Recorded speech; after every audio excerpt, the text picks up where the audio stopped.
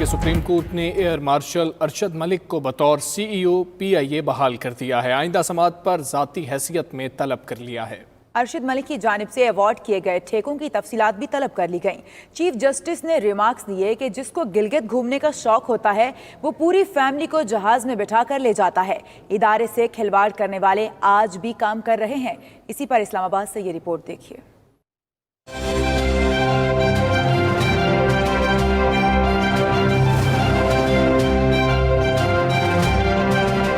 Supreme court ने air marshal Arshad Malik को बतौर CEO PIA काम करने की इजाजत दे दी, ओहदे पर बहाल कर दिया। चीफ जस्टिस गुलजार अहमद की सरबराही में 3 रुकनी बेंच ने समाअत की, करार दिया कि जहाजों के तनासुब से ज्यादा लोग सिफारिश और अकरबा परवरी पर भर्ती PIA की बदहाली की वजूहात है।